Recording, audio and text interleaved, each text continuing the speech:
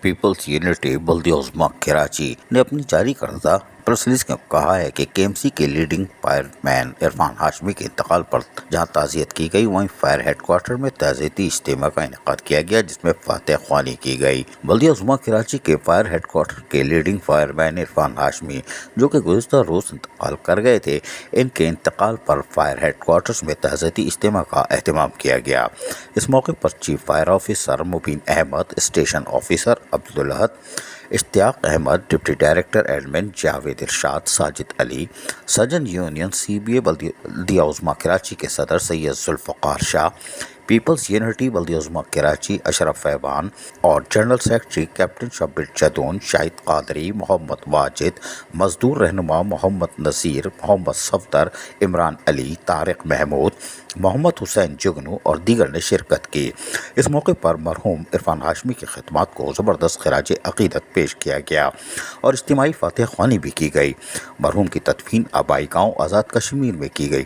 اس موقع پر مزدور رہنماؤں نے فائر فائٹر سے تعزیت کا بھی اظہار کیا اور کہا کہ ہمارے فائر فائٹر یقینی طور پر خراج تحسین کے مستحق ہیں۔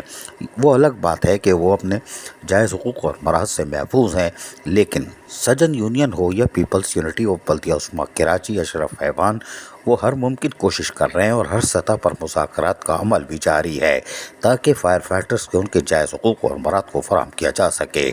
لیکن ہم پھر بھی کہتے ہیں کہ عرفان ہاشمی کے انتقال پر ہمیں افسوس ہے اور یقینی طور پر فائر مین کا خوشحال رہنا بہت ضروری ہے۔ فائر مین خوشحال ہوگا تو وہ اپنی زندگی کو جہاں تحفظ دے گا، وہیں اپنے بیوی بچوں کے ساتھ ساتھ وہیں پر دوسرے کے جان و مال کے تحفظ کے لیے جس طرح آگ میں جھونکتا ہے، وہاں پر بھی اپنی صلاحیتوں کا اور مزید کھل کر اظہار کر سکتا ہے۔ عزیز عارف، KBS بلدیاتی نیوز کراچی۔ ایسی ہی خوبصورت ویڈیوز فیوچر میں حاصل کرنے کے لیے ریڈ بٹن پر کلک کر کے اور بیل آئیکن کو پریس کر کے ہم سب کے سبسکرائبر بننا مت بھولیے۔